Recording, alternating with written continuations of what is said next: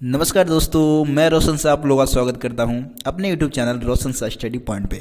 So guys, आज की इस वीडियो में हम 10th क्लास भूगोल का जो पहला चैप्टर है जिसका नाम है संसाधन एवं विकास, उसको हम समझने वाले हैं। तो इस चैप्टर को मैं आप लोगों को 3 पार्ट में समझाने वाला हूं और आज फर्स्ट पार्ट की वीडियो बना रहा हूं जिसमें हम सबसे पहले संसाधन होता क्या है, संसाधन का क्या अर्थ है उसको समझेंगे और उसके बाद हम बात करेंगे कि संसाधन कितने प्रकार के होते हैं। तो ये 2 टॉपिक इस चैप्टर में हम समझने वाले हैं। सबसे पहले हम संसाधन के अर्थ की बात कर लेते हैं कि आखिरकार संसाधन होता क्या है। देखिए दोस्तों, हमारे पर्यावरण में मौजूद हर वो वस्तु जो हमारी आवश्यकताओं को पूरा करता है वो संसाधन कहलाता है, और ऐसे वस्तुओं को हम तकनीक के माध्यम से बना सकते हैं तो संसाधन कहलाएगा। सिंपल शब्द में बोलूँ तो हर वो वस्तु जो हमारी आवश्यकताओं को पूरा कर रहे हैं और हमारे पर्यावरण में मौजूद है वो संसाधन है। जैसे कि पेट्रोल है, डीजल, कोयला, या फिर हम अपने दैनिक जीवन में बहुत सारी वस्तुओं का इस्तेमाल करते हैं, वो सभी हमारी जरूरतों को किसी न किसी रूप से पूरा कर रहे हैं। तो सभी क्या है, संसाधन है, संसाधन के एक उदाहरण है वो सब। तो दोस्तों, इसलिए हमें क्या करना होगा, सबसे पहले हमें ना संसाधन के प्रकार को समझना होगा कि आखिरकार ये संसाधन कितने प्रकार के होते हैं, संसाधनों को हम कितने भागों में बांट सकते हैं।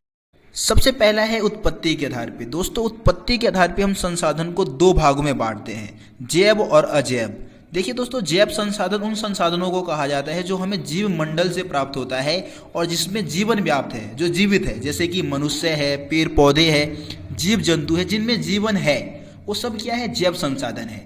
और दूसरा है अजैव। अजैव संसाधन यानी कि जो निर्जीव वस्तुओं से बने होते हैं, जिनमें जीवन नहीं होता है, जैसे कि चट्टाने हैं, धातुएं हैं, वो सब क्या है, कहीं ना कहीं अजैव संसाधन है, इनमें जीवन मौजूद नहीं है। दूसरा पॉइंट है समाप्यता के आधार पे। देखिए दोस्तों, समाप्यता के आधार पे हम संसाधन को 2 भागों में बांटते हैं। सबसे पहला है नवीकरणीय योग्य संसाधन और दूसरा है अनवीकरणीय योग्य संसाधन। अब नवीकरणीय योग्य संसाधन क्या है, तो नवीकरणीय योग्य संसाधन ऐसे संसाधन होते हैं जिनका इस्तेमाल हम बार बार कर सकते हैं, कई बार कर सकते हैं, इसीलिए इनको पुनः उपयोगी संसाधन या पुनः चक्रीय संसाधन भी कहा जाता है।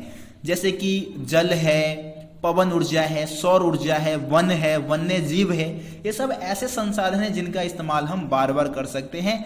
दूसरा है अनवीकरणीय योग्य संसाधन। अनवीकरणीय योग्य संसाधन मतलब कि ऐसे संसाधन जिनका इस्तेमाल हम एक बार कर लेते हैं तो दोबारा नहीं कर सकते हैं, मतलब एक बार हम उनका इस्तेमाल कर लिए तो दोबारा आप उसको उपयोग में नहीं ला सकते हो। जैसे कि कोयला है, पेट्रोल है, डीजल है। कोयले को एक बार आप जला दोगे तो क्या मिलेगा आपको, राख मिलेगा।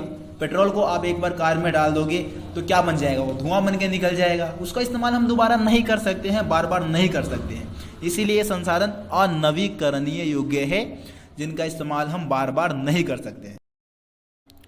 तो दोस्तों, अब हम समझेंगे स्वामित्व के आधार पर संसाधन को कितने भागों में बांटा जाता है। देखिए दोस्तों, स्वामित्व का मतलब होता है अधिकार, कि यार संसाधनों पे किसका अधिकार हो, संसाधन जो है वो वास्तव में वो है किसका। तो स्वामित्व के आधार पर संसाधन को 4 भागों में बांटा जाता है। सबसे पहला प्रकार है व्यक्तिगत संसाधन। देखिए दोस्तों, व्यक्तिगत संसाधन ऐसे संसाधन होते हैं जिसपे किसी एक व्यक्ति का अधिकार होता है।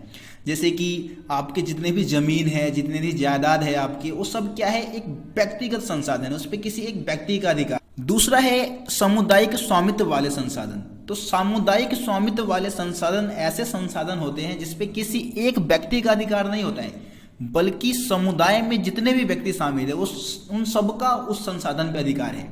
जैसे कि कोई पार्क है, कोई पिकनिक स्थल है, या कोई खेल का मैदान है, या ग्रामीण इलाके में कुछ कुएं होते हैं, तालाब होते हैं जो सार्वजनिक होते हैं, मतलब कि जो सबके लिए होता है, उसका इस्तेमाल हर व्यक्ति कर सकता है, तो ये सामुदायिक संसाधन कहलाएंगे। उसके बाद तीसरा संसाधन है राष्ट्रीय संसाधन। अब ये राष्ट्रीय संसाधन होता है क्या है, तो एक देश के सीमा के अंदर जितने भी संसाधन मौजूद है वो सभी राष्ट्रीय संसाधन है।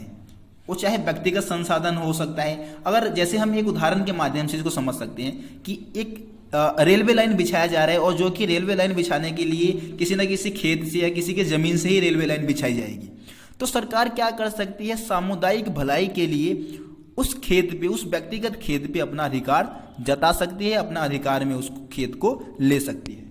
इसके अलावा एक देश में मौजूद जितने भी खनिज संसाधन है, जितने भी जल संसाधन है, जितने भी वन है, उन सभी पे क्या होता है, एक सरकार, देश के सरकार का अधिकार होता है, और ये सब राष्ट्रीय संसाधन के अंतर्गत आते हैं। अगर आपके घर के नीचे कोई खनिज संसाधन मिला, सोना चांदी या कोयले का खदान मिला, तो उस पर सरकार का अधिकार हो जाएगा, उस पर सरकार अपना अधिकार जमा लेगी।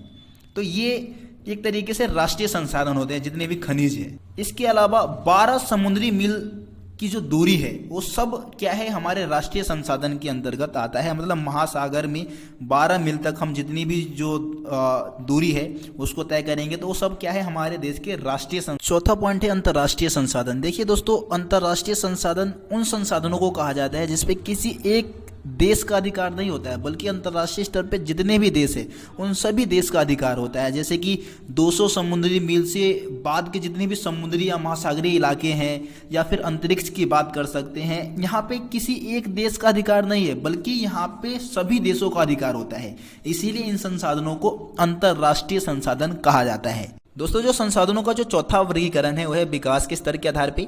और विकास के स्तर के आधार पे हम संसाधन को कुल मिला के 4 भागों में बांटते हैं। सबसे पहला है संभावित संसाधन। संभावित संसाधन ऐसे संसाधन है जो किसी प्रदेश में मौजूद तो है बट उसका उपयोग हम नहीं कर पा रहे हैं। जैसे कि हम गुजरात और राजस्थान की बात करें तो यहाँ पे हमें सौर ऊर्जा और पवन ऊर्जा के बहुत सारे संसाधन मौजूद है, बट उसका अभी विकास नहीं हो पाया सही ढंग से, उसका इस्तेमाल हम अभी नहीं कर पा रहे। दूसरा है विकसित संसाधन। विकसित संसाधन ऐसे संसाधनों को कहते हैं जिसका सर्वेक्षण किया जा चुका है, मतलब जिसको खोजा जा चुका है और जिसके उपयोग की गुणवत्ता और कितनी मात्रा में हमें उस संसाधन को उपयोग करना है वो सब कुछ निर्धारित की जा चुकी है। तो ऐसे संसाधन को हम विकसित संसाधन की कैटेगरी में रखते हैं। उसके बाद तीसरा है भंडारण। देखिए दोस्तों, कुछ ऐसे संसाधन है जो हमारे पर्यावरण में मौजूद तो है पर तकनीक के अभाव के कारण हम उनका इस्तेमाल नहीं कर सकते हैं। तो ऐसे संसाधनों को हम भंडारण की श्रेणी में रखते हैं। भंडारण की श्रेणी मतलब उसको हम इकट्ठा करके रख रहे हैं ताकि आगे आने वाले भविष्य में हम उन संसाधनों का इस्तेमाल